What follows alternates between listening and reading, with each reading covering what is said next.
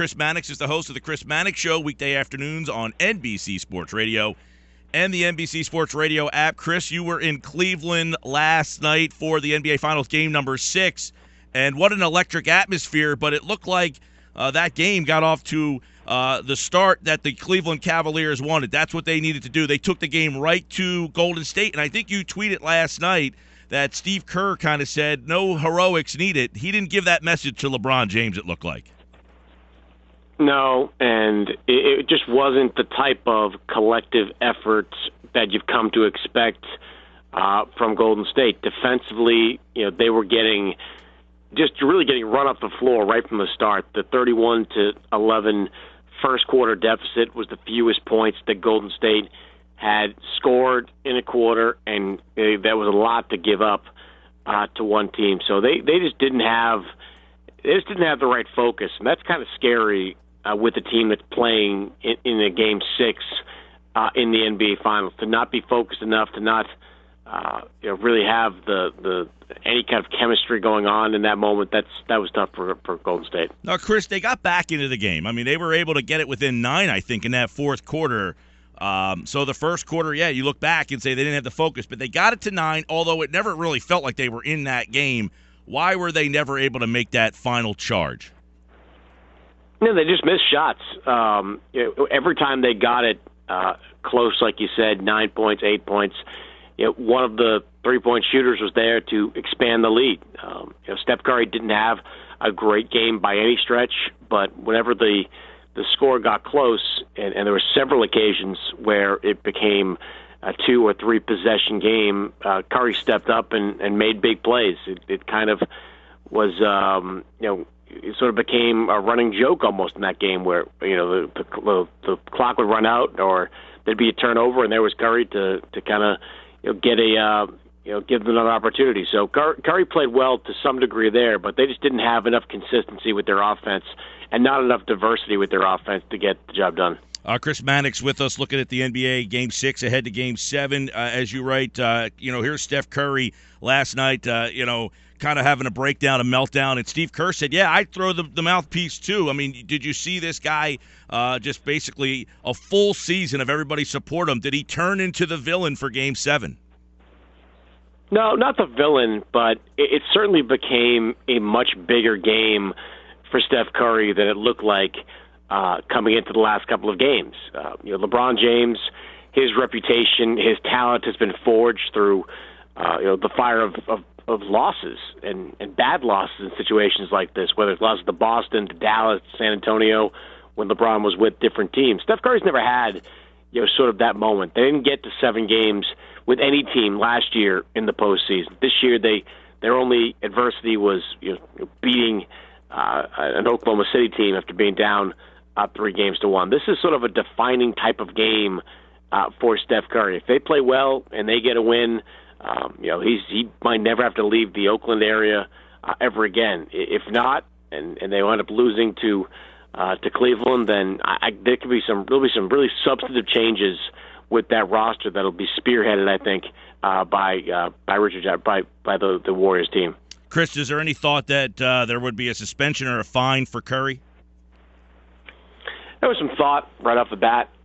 Whenever you make contact with a fan, you have to immediately consider the possibility the NBA would come down. But league officials were quick to remind reporters that were there last night that the precedent for something like this was usually a hefty fine. And even though there was contact made with the fan, I can't imagine the NBA sitting Steph Curry out for a game like this coming up. All right, and then you flip it on the other side. These are the LeBron games that everybody loves to watch. They're the ones that we question, how come we don't see them more often? But last night in that game, I mean, that was the game where he was the transcendent winner, the guy that just refused to let his team lose. Does he have a third game in a row still left in the tank for Game 7? Well, you'd like to think no, just because the way Kyrie Irving and LeBron played after Game 5, you thought in Game 6 they'd have to get more contributions from their supporting cast. Well, they didn't. Game 6, they both scored extremely well. LeBron went for 41 again, and here we are right now. Can they do it one more time in Cleveland? Well, the betting money says, no, that, this is going to be a game that, despite the back-to-back losses, that Golden State should control. But this series has kind of been dumped on its head over the last few games, where the confidence, the momentum, all of it is on the side of Cleveland, and Golden State's just trying to compensate. Kyrie with 23 last night. Chris, obviously, I don't think there's a lot of debate about LeBron, the player. The record in the finals is what has some people. But if he wins a Game 7 on the road in Oakland versus the best team record-wise in the history of the NBA, is that basically the end of all conversation, that this guy should basically put everything to rest? Yeah. I don't think you can bring up much, if anything, anymore when it comes to this. If you can be the leader in a type of comeback that it's taken to get to this point for the Cavaliers, you're beyond reproach at this point. You might be anyway. I mean, because the way that the distance LeBron has put between himself and that player that he once was, this sort of, not willing to shoot, kind of lack of aggression type of player. It's just almost a different lifetime, the way what that player once was. But if they get a win here, there's no. I don't care what the record is. I don't care if it is sub 500 for winning championships. LeBron will without question be arguably the greatest player of all time. Well, Chris, while LeBron obviously star shines the brightest most nights, Tristan Thompson, how important has he become in this series all of a sudden?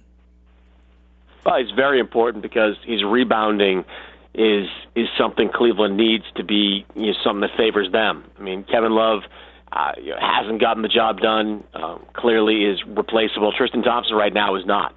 He's a better defender than Kevin Love. He's an elite rebounder, especially in the offensive end of the floor. They don't need him to go for 20, but they need him to be efficient. They need him to block some shots. They just need him to be able to stay out there for 25, 30 minutes and not be a liability on the defensive end of the floor. He's arguably the third most important player, I think, on that Cavs team after LeBron James and Kyrie Irving. He gave him 43 minutes in Game 6. Chris Mannix, at Chris Mannix, YS, on Twitter. Chris, all right, give me your Game 7 keys in terms of Golden State. What do they need to do to close out a Game 7? Because, quite frankly, Curry scored 30 the other night. They might have been quiet in some people's opinions, but if he scores 30, is that a guaranteed win?